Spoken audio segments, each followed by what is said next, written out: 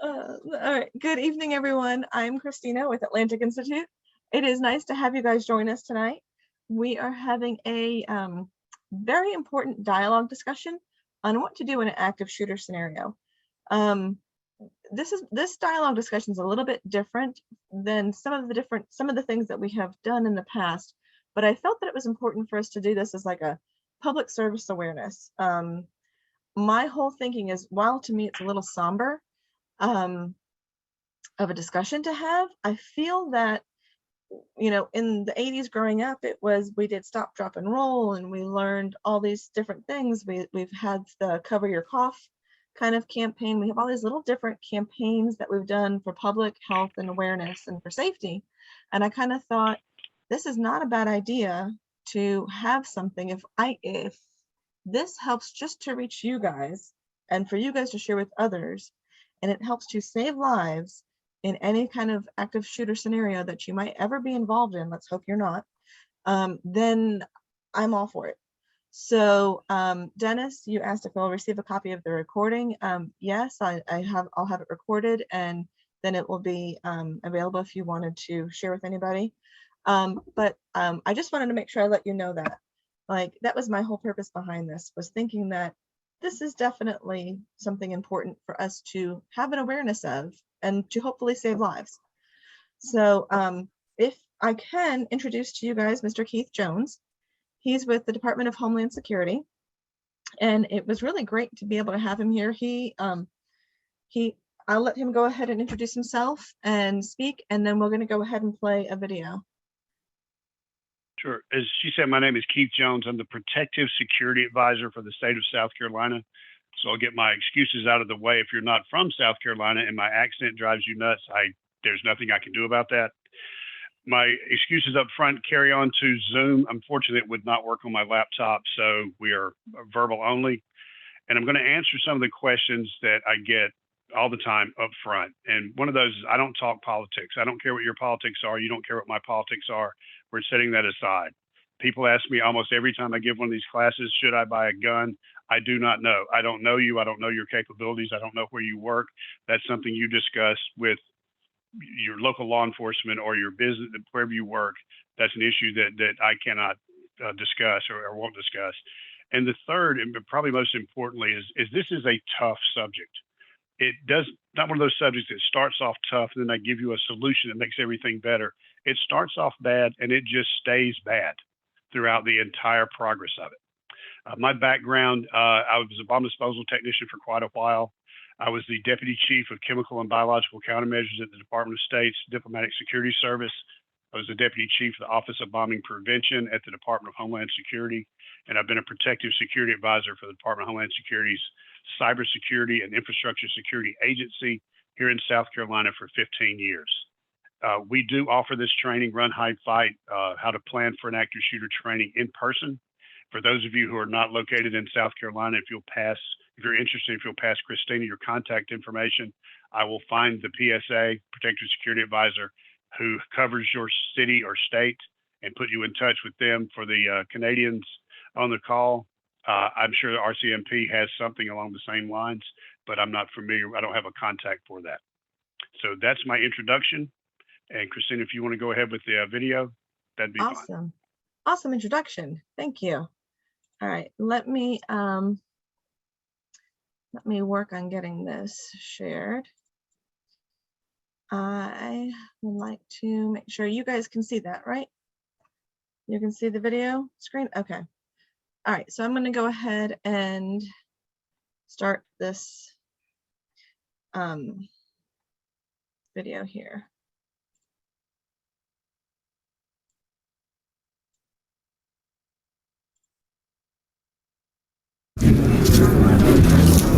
Hi, can I get you started with drinks? Oh, I'm sorry, I gotta take this. We'll need a minute. No, I'm good. Sorry, sir. Man, you need to back up. You can't be here anymore. Get out of my face, what, man. You think I'm afraid of you? Get off, man. 911, there's a clip.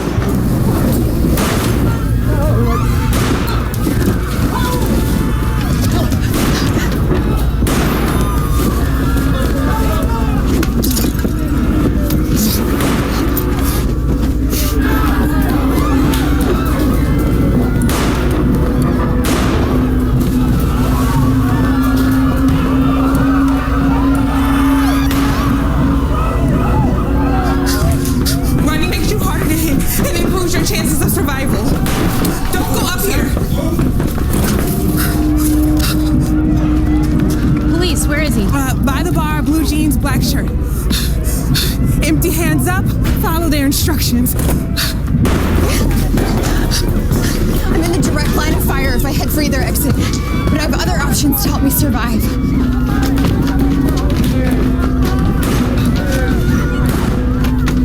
Guys, come on, in here. Come on. Go, go, go. Lock and barricade the door.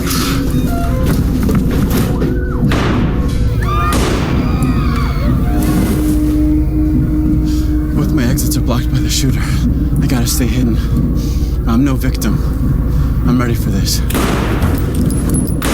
He's applying direct pressure to the wound to stop the bleeding until we can find a tourniquet. In the meantime, turn off your phones and make a plan to defend yourself.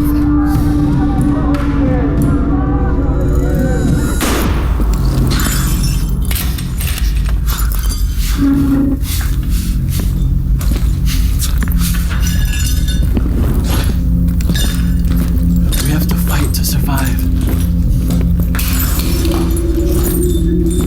If you control the weapon, you control the shooter.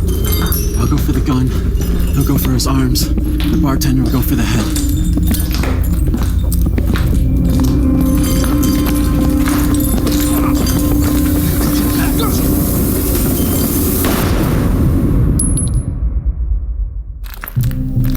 Where is he? We got him right here. Please, show me your hands! Over here.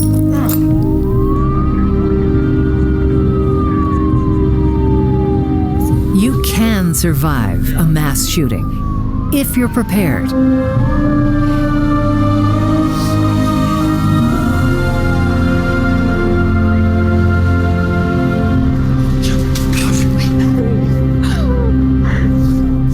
Remember, run, hide, or fight.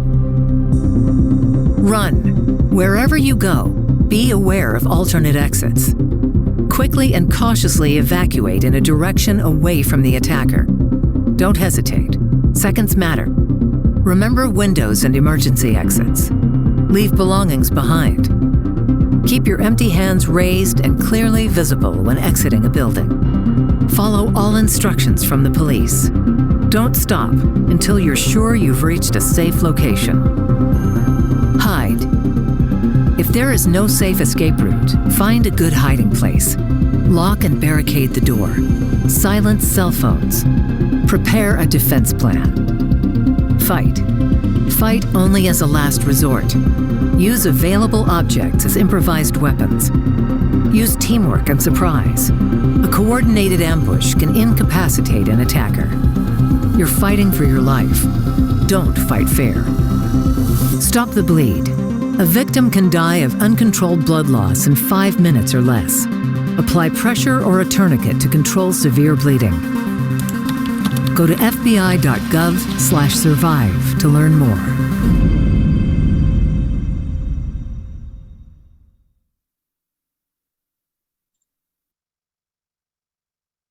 All right. And there we go. That was the end of the recording. Keith, I don't know if you have any feedback, but I don't know if anybody wants to share how that landed on you. What it might have made you think of, what questions you might have.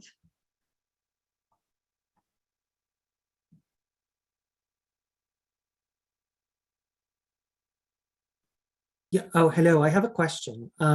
So in the video, it speaks about going towards the exit as fast as you can. But I've heard of situations where there's another person there in the exit, waiting as well. So sometimes you could be moving towards another security issue. And I was wondering, what are your thoughts on that? If you're in a multiple attacker situation, which is the worst type of situation we can have in this issue, your problems have multiplied exponentially. So far, that's very rare. It's a coordinated attack against what we call a soft target, which is a target that's unprepared or not designed to defend itself. It's a soft target. It's nothing derogatory. If you're up against multiple shooters, your best bet is still, and I emphasize this again, is speed. I know I'm not as fast as I used to be. It is get out, get away from them as quickly as you can, move away from them as quickly as you can, get behind something if you can, but act in some manner. If in the vast majority of these situations, the shooter is a male, he is carrying a handgun, and he is acting alone. So I will use the word he quite a bit as we go through that. So I'll tell you what I'd like to do is to run through the run, hide, fight piece again, give you a couple of tips on different types of spaces and how to respond into those. And let's see if that leads to a more specific questions. So there are several programs out there. Ours is called Run, Hide, Fight. That's just how we decided to name it. There's Deny, Deter, Defend. There's several others. They all cover the same three ideas: getting yourself out of the kill zone, concealing yourself or hiding yourself from the attack, from whatever weapon they're using, and fighting back. Now, everyone has things that they don't like that drive them nuts, idiosyncrasies. Mine is bombastic language. I've watched a lot of sports over the years, and you'll hear people say, he's fighting for his life. No, he's not. It's a full count in a fifth inning of a baseball game that no one else is watching. He's struggling. In these instances, I'm not being bombastic when I say you are running for your life, you are playing hide and seek for your life, and you are fighting for your life, if it comes to that. The best defense you have so far, we have not been up against a trained killer. And by that, I mean someone with significant military or special response team training. That's a different issue altogether, because if we come up against someone that's trained to do this, it's going to get bad very, very quickly. Fortunately for us, everyone seems to think if they pick up a handgun, they can start making 200-yard shots while they're running sideways. The average person couldn't hit the ground with a handgun if they dropped it. That works in our favor. What works against us is they just hold it at shoulder level and fire into a crowd. They're going to hit people. There are two types of attacks. We generally break them down into two types of attacks. One is a personal attack. If someone in your life is violent and they are coming there to resolve an issue, sounds a bad way to say it. They're coming there to confront you. Anyone between you and the entrance is in trouble, because they will fight their way to you. In the more common attacks, which are the general attacks, it is first target up, first target down. Again, I intend to speak very plainly here. I don't mean to be offensive, but this is the only way to handle this. We do run, hide, fight. That's not an order of precedence or order of procedure. You could start off at fight. It depends on where you are when the event begins. If you happen to be by the door or by the entrance or by the location where the the violence starts, then you are starting at fight. It may be fight, run, hide, fight, run, fight. You may do this 4 or 5 times until you can get out of the building. So we're going to start with run. And by run, I mean run. R-U-N, as hard as you can and as fast as you can. People ask me, how far should I run? How far can you run? Run that far, sit down, catch your breath, get up and run again. The question, I get asked this quite a bit too, is should I zigzag when I run? I don't know. Can you zigzag? If you can zigzag and it makes you happy, zigzag. If you're in an open or a narrow space like a hallway, it probably wouldn't hurt. But your best bet is to be an increasingly smaller target for whomever is doing the violence.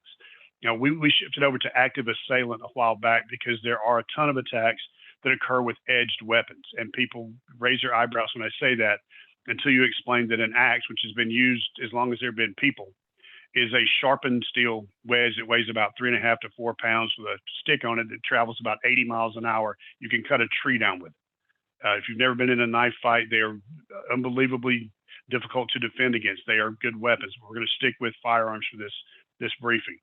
There's a portion of the briefing where I call the "don't be an ass" portion of the briefing. If you believe there is violence in whatever facility you are in, morally, you can't just take off and run. You need to tell the people around you, those sound like gunshots, or I heard from somebody at the front desk, the reception desk, that there's someone in the building with a gun. At least try to let the people around you know what's going on. But conversely, you are not Mother Teresa. It is not your job to stand there and plead with someone to come with you. Your job is it's your only job in this whole scenario is to get out of the situation and go home to the people you love and the people that love you. That is your only job. Let them know if they won't come with you, if they're stuck in a decision loop called an OODA loop where they can't make up their minds, you've done everything you can to get out. one of the most disheartening things I have seen, Wayne Freeman, especially with State Law Enforcement Division here in South Carolina, and I have watched what we think is every minute of security footage or video of attacks in the United States over the past 25, 30 years. And every one of them, you will see intelligent adult human beings running past lit exit sign after lit exit sign after lit exit sign to get to the door they use to come in and out of the building every day. It's a reflex response, and I do understand it, but I try to make things relatable. And the best thing I've come up with is think like a rabbit. There are billions of rabbits or millions of rabbits on the planet. They have one thing in common, that is speed. They react very quickly and they move. Whatever facility you spend your time in, know how to get out of it. Whether you're in a room, an elevator, a building, a city, or a relationship, know how to get out of it. Know where the exits are. The United States and Canada, they're mandated by law. There's an exit sign that's lit, has a battery backup. It's there. You can see it. Also find out or keep a list in your head where you can hide. What rooms have locks on them? What can you secure yourself into? But run is very simply get out. The faster you can get out of it, the better you are. There are two words we need to look at when we look at hide. In their military terms, they're cover and concealment. Cover is something that's robust enough to prevent whatever that you're being attacked with, at least slow it down from getting to you. A masonry wall, a solid wood wall, something that you can get behind and be safe behind. Concealment is something that covers you from view. Either will work. What you want is cover. If you don't have cover, you're going for concealment. Get down behind something and stay there. That's hide. If you can remember, as it mentioned in the video, to turn off your cell phone, that's great. But I've been doing this for years. I seriously doubt I would have enough common sense to turn my cell phone off. The idea behind that is if someone is in the hallway looking for people to kill, the last thing you want is that $1.98 ringtone you downloaded 2 weeks ago going off at volume 9. Down, quiet. So the procedures for hide in a room was to start. If you can lock the door, lock the door. There's a moral issue that comes with that too. If I'm just assuming you're in an office space, you've locked your door, you pushed something up against it, you are as safe as you can be, you've turned off the lights, you're very quiet, and one of your coworkers starts beating on the door, do you let them in? And I do not have an answer for that. If the gunfire, whatever's going on, is immediately outside the door, I'm sorry, you do not let them in because they're bringing trouble with them. If in your mind you feel that whatever's going on is far enough away and you feel comfortable with it, let them in. Close the door, tell them to be quiet, get down, turn the lights off. One of the best hidey holes we had for years has gone away. And this may sound sexist, but I don't mean for it to, because women stopped wearing dresses. Women predominantly wore dresses for years and years and years and years. And the wooden panel in front of a desk is called a modesty panel. So you can sit behind a desk without having to worry about creepy Joe on the other side of the office. And as women have stopped wearing dresses, that panel has shortened to a brace because it's cheaper to manufacture, it's cheaper to ship, et cetera. So we used to be able to tell people, just get under your desk, pull the chair in behind you, and you should be fine. You can still do that, but it's not going to be as good as it was before. So if you're hiding in an office space and you have time to shift something in front of the door, do so. Otherwise, lock the door, be quiet, get under something, get behind something. If you don't have anything to hide behind, the rule of thumb is hall side wall, far corner. On the wall where the door is, if it's a larger room especially, you want to be on that wall as far in the corner as you can get and as low as you can get. That's if someone comes to you, have a security panel, the window in your door, when they look into it, that's the portion of the office that they can't see. So that's your best bet if you have a window in your office. Most modern buildings now, and this has been going on for probably 25 years, have a lot of glass because it's more aesthetically pleasing. It lets in a lot of natural light. It's a better place to work. But in this situation, it works against you. So the more they can see in, the less chance you have of hiding. Bathrooms work well. If you can lock the door, that's a good place to hide. Closets, just know what's available near you as you work through. Fight is tricky. If you haven't been in a fight in the last 2 or 3 years, you probably suck at fighting. If you have never been in a fight, you're not going to miraculously become a ninja in 30 seconds. It's just not possible. Quite true. I must agree. I have a feeling I would just freeze up personally. No, You'd be surprised. And I do, we were talking earlier, I do a lot of these at colleges, and it's always the smallest woman in the group will come up to me afterwards and be very polite and say, I don't think I could fight anybody. And I'm like, you're full of beans. And here's why. Now, I do not do this, but I'm going to give you an example that will prove to you that inside of you is there's a very protective force. If you know someone who has a woman who has a brand new baby or even a toddler, pretend like you're going to grab the baby. I don't even have to be there. I know exactly what she's going to do. She's either going to move the baby behind her and put her hand up. She's going to turn her body away from you. Her eyes are going to lock on you like some kind of wild animal, and you have a problem on your hands. It is genetic, and you have to tap into that when the time comes. You still are going to be in trouble. If you're unarmed against someone who is armed, your chances of survival are significantly lower. From everything we have seen in the real world, fighting back is by far the best option you have. And we discussed this for almost a year and a half before we released this program some time ago, because there was a lot of concern over people fighting back. From the video we have seen, I don't want to be too crude about this, but you have the choice of fighting it out, at least trying to fight it out, or dying screaming for help in the corner. That's just what we've seen again and again and again. Your gender is not going to help. Your size isn't going to help. How you're dressed, what you look like is not going to help you. What's going to help you, if you can, get to where they're coming in the door. If you've got 10 seconds to come up with a plan, come up with a plan. The problem with fighting is you have what you brought with you. You have to dance with the girl that brung you. If you have laptops and those metal coffee cups everyone seems to like, those are pretty good. Some chairs you can swing. If you can't swing it, don't pick it up. But there are things in an office space that you can use as a weapon. And what you want to do is, we should tell people all the time, think about somebody you love and fight to get back to them. You've got to get through this to get back to them. That's just the only motivation I can think of that seems to work.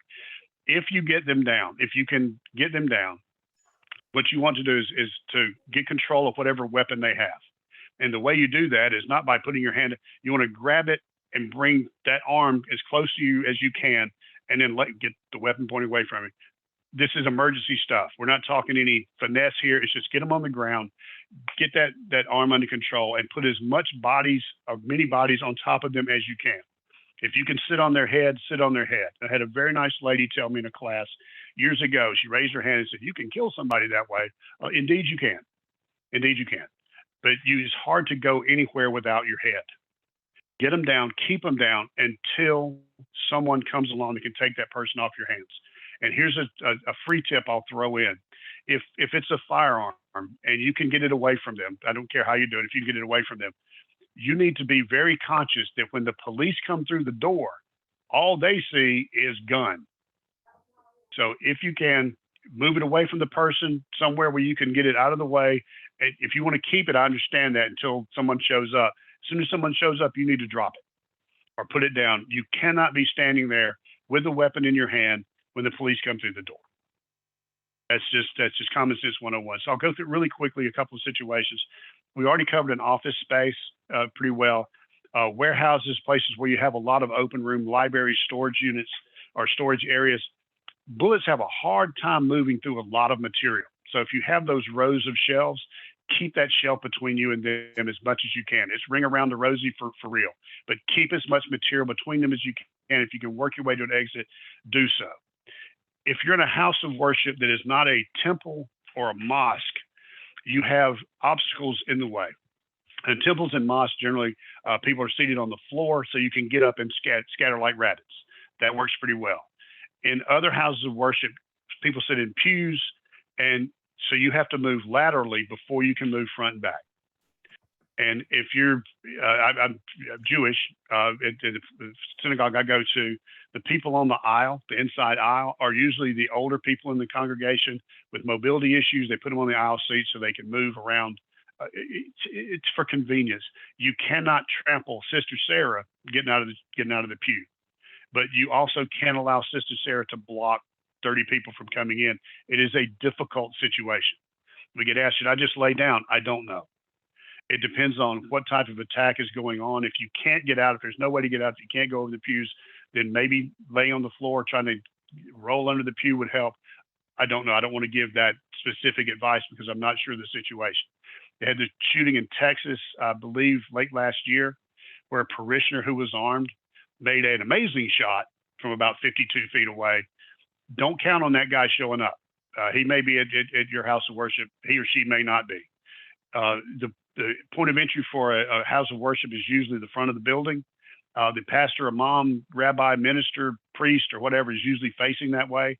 They're usually the first people who will be able to see that something is coming on, and they're the ones who are going to give the warning. So to give you a piece of homespun advice, I grew up Baptist in a tiny little church, and it was an older church with a lot of older people. They had a short bench down front. It was called the deacon's bench.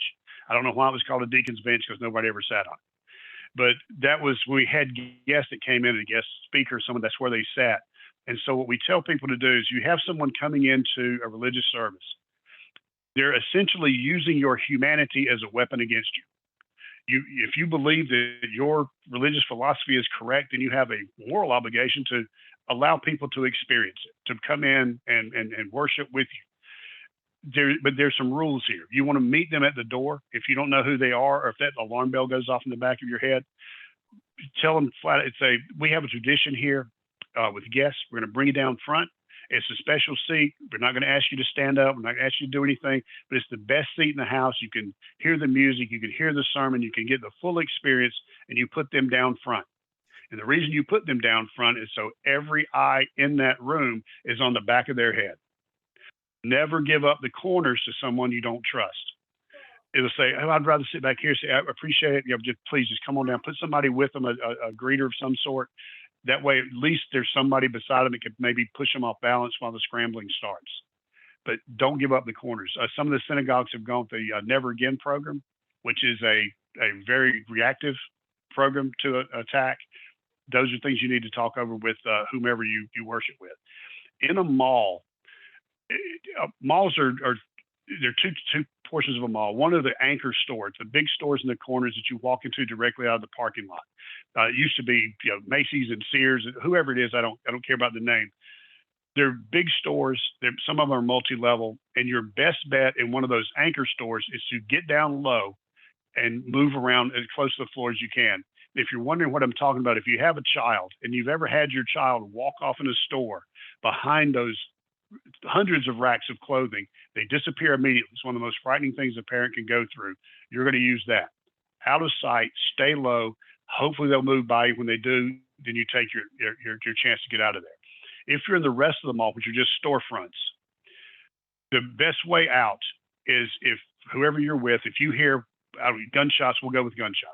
If you hear gunshots, you gather the people you're responsible for, you turn into the first storefront you see, you go straight past the checkout counter, straight past the dressing rooms, through the storage room and out the back door. Every one of those stores has a door to the outside. That's how they bring their stock in.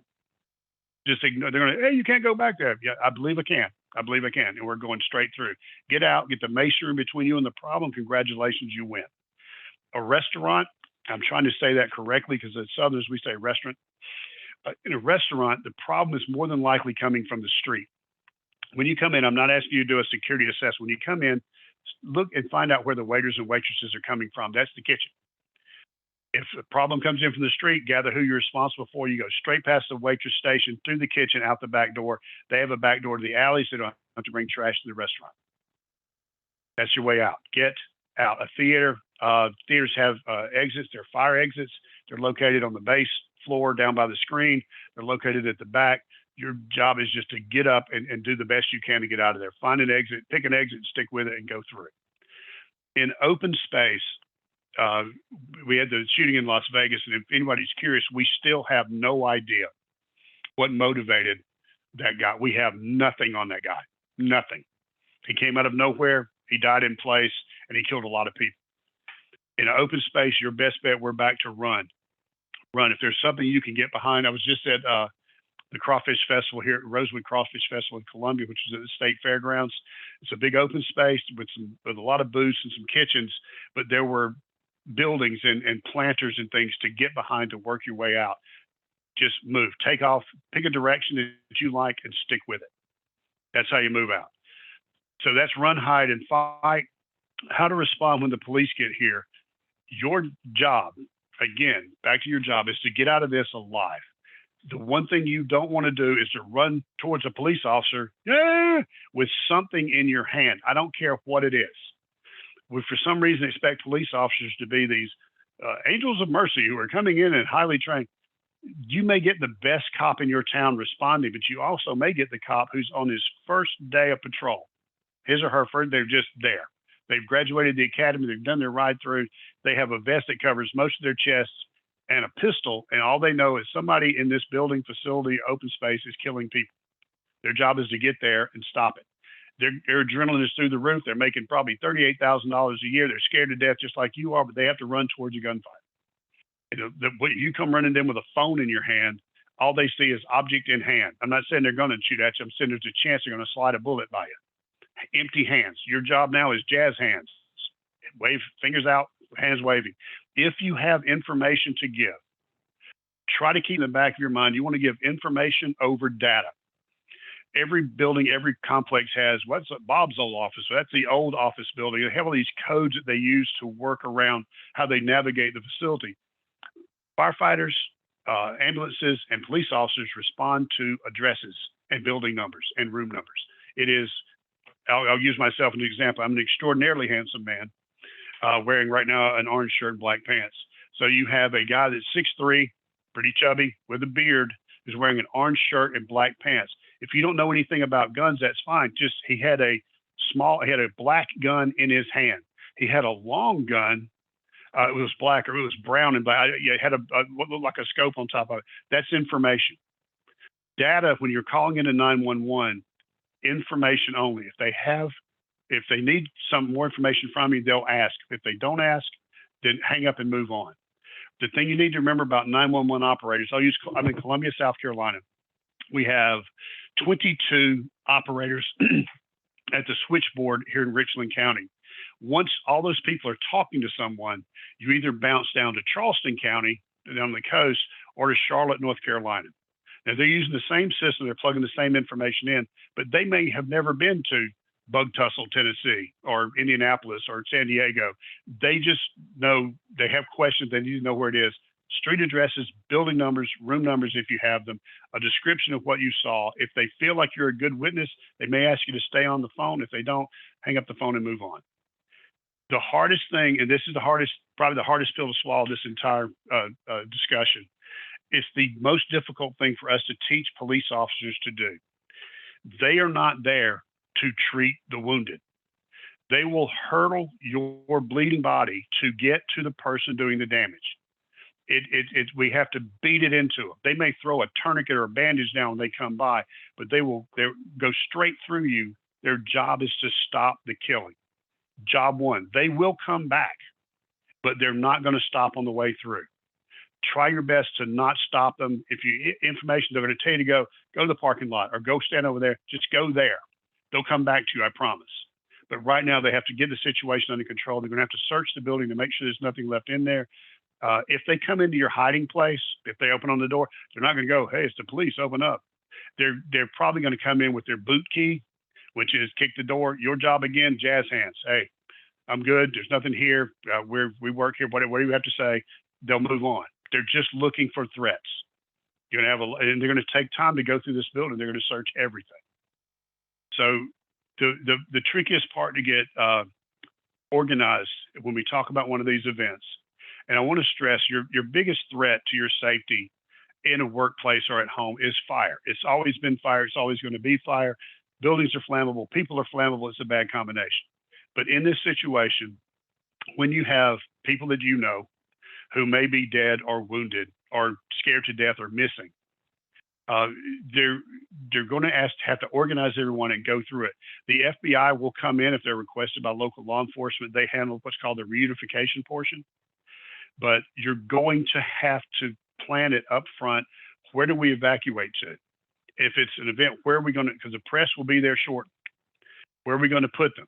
We can't let them in the building. We have to control them out. And if you wonder why we're so concerned about the press in the building, after Sandy Hook, They made 2 arrests the next day. One was a reporter, a photographer, who dressed up as a firefighter, went into the school and took pictures of dead children. The second person was dressed in some scrubs, which you can buy at a used clothing store, and went into the building and took pictures of dead children. Those pictures are worth quite a bit of money. You have to control access. You want to keep people out. You want to do it when you pull reunification, when you bring the families in.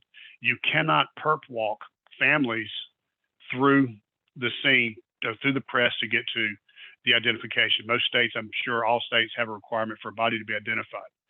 The way we handled it Chief Mullins and handled it in Charleston when that animal went into Mother Emanuel AME Church and murdered 9 of us, was he got the families, the bodies went to Milton University of South Carolina, which is in Charleston, and then he had the families gather about 2 miles away and brought them in the back way to the hospital. So no one knew where they were. They didn't tell anyone where they were. They put them in vehicles, just brought them into the hospital so they could deal with it there. Reunification is tough. It is a brutal, brutal aftermath of this. And my last piece, and before I open it up for questions, is social media. I'm not some cranky old guy who hates social media. Hey, there's kids in there, their face being out. It's an amazing technology. It's stunning, the algorithms they run to build people to communicate. You need to stress with your people beforehand. When you write your active shooter response plan, you do not start putting out information on the attack. One person, the company representative, the office representative, someone will do it, the police chief, I don't care who you pick, someone needs to do that. If you're going to update your status, update your status. I am fine. We're still not sure what's going on. The police are here. I'm okay. Or, hey, I'm on the way to the hospital. If they know you work with somebody else, you say, look, Jim's in bad shape or whatever. You only update your own information. The reason for that is if someone's going to find out that today is the worst day of their lives, that someone they love is dead because of some animal that came in and just started murdering people, give the company or the emergency management people or the police or the sheriff's office or someone the ability to go to that person and tell them to their face what happened. No one deserves to find out someone they love is dead via a tweet. And it's going to be really, things you're going to have to discuss up front.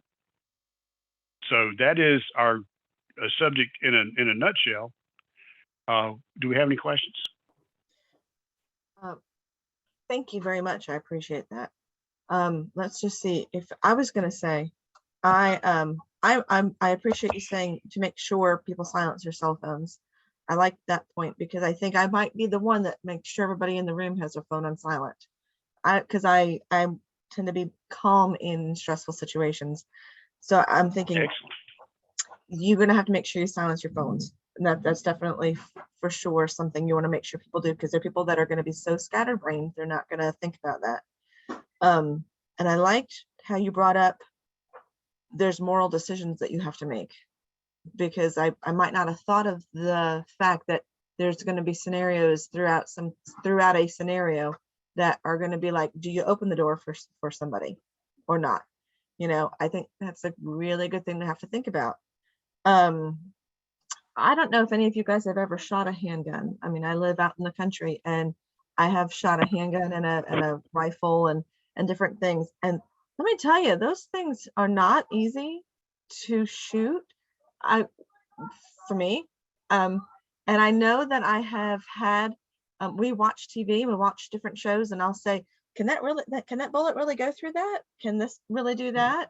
Can this? So it's helped sometimes when you start to have some knowledge of this to kind of watch what's going on and kind of get an idea, and a thought, just to kind of start something in there. I thought that was interesting.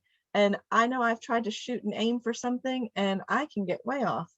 So, the movies make it look so easy, I think, sometimes to run and shoot, like Keith is saying, run shooting sideways and shoot, and make all your target. No, it's not that easy. But I appreciate that I was thinking of Greenville last month or a month and a half ago had the child that was shooting at the school and shot and killed another student. And all the children from that school were evacuated to a church 20 miles away, or 20 minutes away at least, or something. And a lot of the parents were complaining and wondering why their kids were transported so far. And I think it's important to get that a lot of these organizations and agencies have created their active shooter scenarios and what to do in these cases, because they removed everybody away from the space, from the police coming in, from the media coming in, from all of that, and they protected everybody, moved them all up, and so I think I was driving one day and I was like in tears thinking about how you're the president of the church, you're getting the call, like everybody's coming, they're coming, and like you have to get your church ready, 20 buses show up full of students in distress that don't know what the heck's going on. I'm just thinking like how awesome it is that that there's this whole team put in place for something like that, immediately. Like they've practiced it, they've rehearsed it, that church knows this is their, and I'm thinking random churches around the state and around this country know like they're the backup for so-and-so or for this or for that, or when called upon, they're the backup. And I just thought that was so interesting to think of how stuff is so thought out already. Cheryl, I know you unmuted yourself, so you might have, but I know Dennis has his hand raised. So Dennis, if you would go ahead and ask your question. Yeah, well, thank you so much. This is really interesting. Two questions. So the one question is, when you are barricading that door and you're in the room with this group of individuals, sometimes human beings under stress, there's a group phenomenon that takes place. And all of a sudden you have someone who wants to come into the room. Some people want to let that person in, other people are saying no. Then there's another type of violence going on. So I'm wondering, what are your insights on that? So that's my first scenario. And the second scenario is, I know here in Canada, we had a tragic event happen where basically the person who was the shooter got equipment and presented himself as an officer, and basically with the police car and such. And I'm wondering, if I'm in such a scenario, I would like to know the difference between a police officer and someone who presents as one in those cases to better be prepared. Because I imagine there are several differences that you can be aware of. So I have those two questions. Yeah, I would strongly urge you to talk to the RCMP. I got that right. Their police uniforms are very carefully controlled. They're very carefully organized just for that reason. And I would say, look, we had an active shooter presentation. We had a guy who imitated a police officer some months ago. Can you tell us, what to look for on an officer's uniform? Most officers wear identification badges along with their nameplates. If they have a shield or a badge, it has real numbers on it. It looks like a real badge. That's something you're going to have to talk to your local law enforcement about. As far as the pressure cooker of the room, and I tell people this a lot, if we're in an emergency situation, I don't know where any of you work or what type of facilities you work in, but all of you have been under some sort of pressure, be it a deadline or a meeting or a sale of a business or a purchase of a business. The 3 people in your office who are not to be trusted in any sort of stressful situation at all. And that they're going to be the ones that are going to cause you trouble. As far as people, panicking inside of a concealed space or an enclosed space who want to open a door or who want to escape, we're going to die in here, we're going to run out. You're going to have to use your judgment. We're no longer in a polite society at this point. This is literally survival.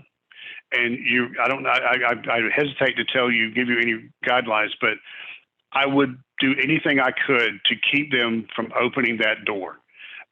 There's someone outside who is murdering human beings.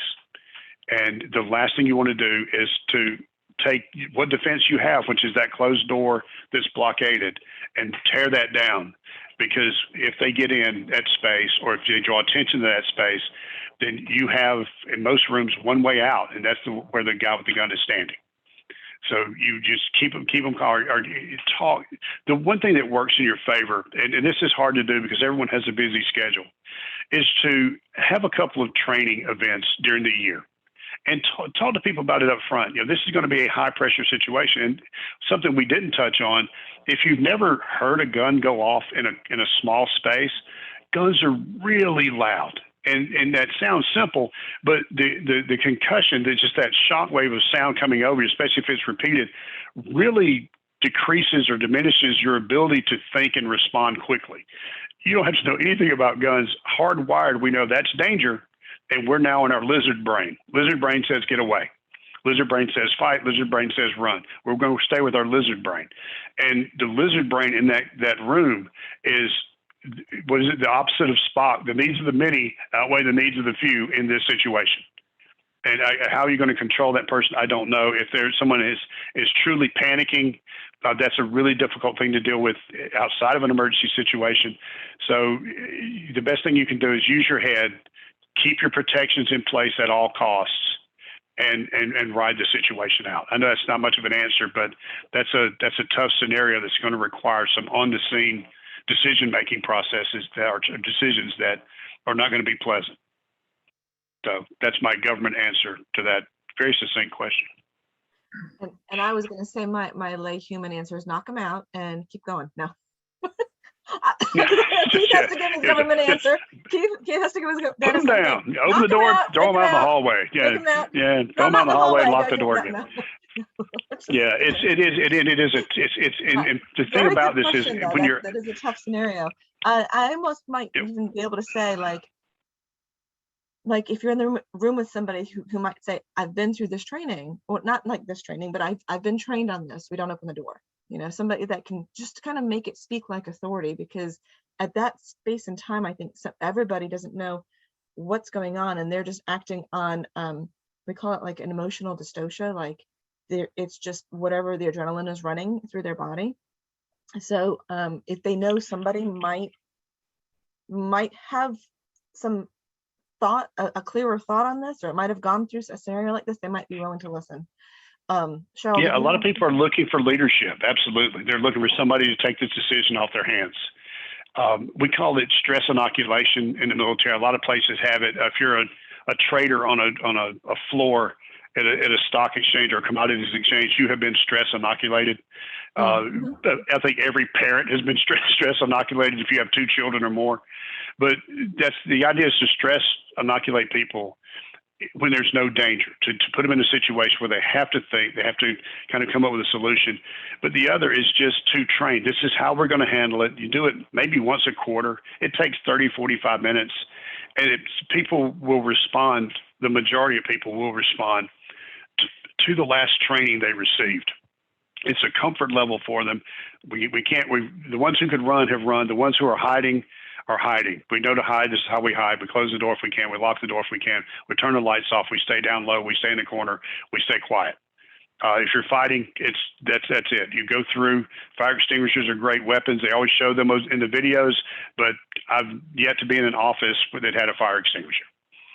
That's just they're always out in the primary entrances or places where people can get to them. But that's a tough call. There's no easy answers to anything dealing with a mass murder. There just aren't. Yeah, I was thinking. I've been through CPI training every year as a foster parent when I was a foster parent in South Carolina, and that's like a therapeutic holding training to teach you how to handle children that might come at you and stuff like that. And I remember one of the main ones I remember is if they come at your hair and they go to try to grab your hair, because some kids do. A natural reaction is to try to pull, get their hand off you. And they were saying they said, we want you to push their hand into your head, which then hurts them and it catches them off guard, and it helps them release. And it was just kind of and I've been through that enough that it's kind of like muscle memory, like some of those training things that I've done them enough. Like I've done CPR training every year and first aid responding training. So some of those things, when you do them enough all the time, it becomes a muscle memory for you, that where you don't have to think, you know what you're doing. Yeah, you want to do very little thinking in an emergency. You want to react, and the best way to teach reaction is to just discuss it. And you discuss things like social media. You discuss things like, I'm going to use a word that people don't like me to use, and that word is handicapped. A handicap is not a bad word. A handicap is an inability to perform a function as well as average. That's all it is. I have an acceleration handicap because I'm a big fat guy. That's just it's part of the deal. But if you have, I forgot to mention, if you have people in your workspace who have vision handicaps or mobility handicaps, you need to speak to them up front. And a lot of people are hesitant to do that. But if you approach it and say, if we have a fire in this building and you're on some sort of mobility scooter or like the wheelchairs, the motorized wheelchairs, can I disconnect the motor from this and push you? Is it faster to do that? As quickly as someone trotting on this machine, is there a door that works better for you to get in and out of?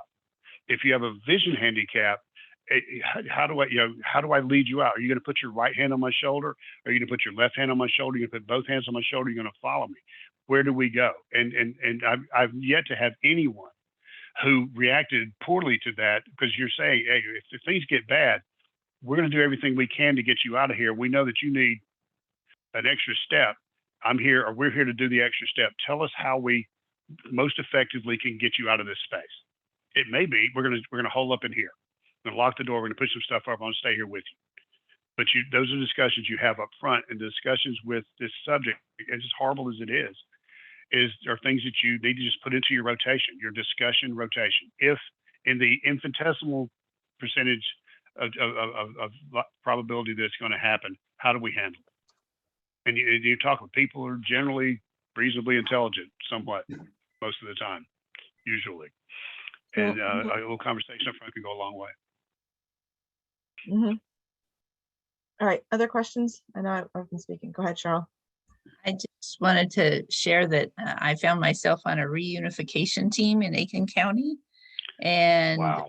been practicing, and we have discussed that we just need to let parents know that we do have a plan, but we shouldn't publicize where that reunification point is. So just Absolutely. as a heads up to your, if you're asking around, don't force that, because it's a safety thing. And the practice is good to have, because there's so many things about it, to collect a bunch of kids from a school that's been terrorized. Anyway, it's been an eye-opener for me, and I think it's good for us as regular citizens, whether our kids are in school or we go to church, that we should address some sort of plan with our leaders of the school or the church or something, and just talk about it and say, okay, if this happened, what are we ready? Where would we go? How would we help the people with the wheelchair or whatever? So yeah, absolutely. And if we're sitting here on this call right now and a fire alarm went off, all of us, we would roll our eyes and go, and we would get up and get our stuff and walk towards the exit. And the reason we do that now as adults, is because the first 5 days of first grade or kindergarten, every day was a fire drill. Fire alarm goes off, the teacher gathers everyone together, we leave out this door, we're going to go over there and we're going to stand. It becomes rote. It becomes just part of your almost muscle memory to respond in a certain way to those events.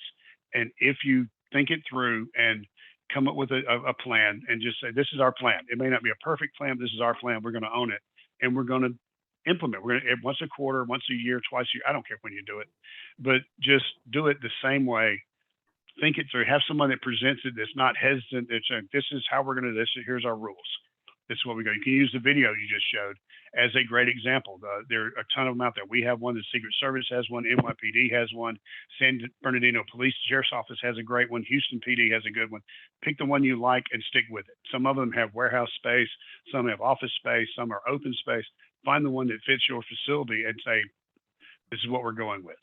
And just make it part of your deal, that people understand if we call out that there's an incident here, and don't get complicated with it. There's no need to come up with all these codes and things and say there's someone in the building, there's danger in the building, there's someone in the building hurting people, there's someone in the building shooting. I don't care what you say, just pick something and say that, or notify, or you can use what we call the sergeant alarm, which you turn and yell down the hallway. That's what you're going to do.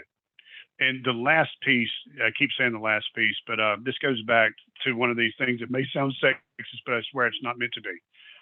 Again, this is from talking to hundreds of women over the course of giving these classes. And they will I don't know anything about security. Yeah, you do. Since the time you were 12 years old, you know what creepy guy looks like. You know how creepy guy talks. You know how creepy guy walks. You know how creepy guy dresses. You know everything there is about creepy guy. So all we're asking you to do is bring your hard-earned creepy guy knowledge into the workspace. If you're facing the front door or an exit or window and you see weird creepy guy, it's usually going to be a guy coming across the parking lot and it rings a bell in your head, the only rule of security that is true all the time is never explain away doubt. Doubt is all the information in your brain's telling you something's wrong. Give me a second while I think it, I look it up and figure out what this reminds me of. Your job is not to go, it's probably nothing. Never explain away doubt. Just face it, think if you're wrong, they're going to make fun of you for a couple of days. If you're right, you get to go home to the people you love and the things you love to do. You have the skills already, just bring them over into what we're talking about now. Did that bring up any questions? If it did, that's fine. If it didn't, that's also fine. If you want to talk about this more, just pass your information along. I'll be glad to link you up with either me here in South Carolina or someone in your state. Again, I can't help the good Canadians, but RCMP is an excellent police force, and I can guarantee you they have some training, some people who will come by and talk to you about it, just as any law enforcement department here will be. Anything? Bueller, anything? Anything else? Any other questions or thoughts? Okay. If not, I'm going to go ahead and thank you very much, Keith. I appreciate it. I appreciate you being on here. Oh, Dennis has his hand raised. Hold on. Go ahead, Dennis. Yeah. Oh, so sorry. I you know, being the Canadian I am, I just want to say thank you so much. Thank you. It's a beautiful country. I was in upstate New York for 4 winters. I became very, very familiar with Southern Ontario and Quebec. It is an amazing country, populated by some of the best human beings in the world. And you are a fortunate man to be a Canadian, my brother. Well, thank you. Thank you all for being here tonight and for joining us. I'm going to go ahead and end the recording. Thank you very much, Keith.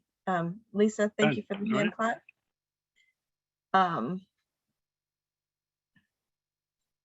Let me go ahead and stop recording.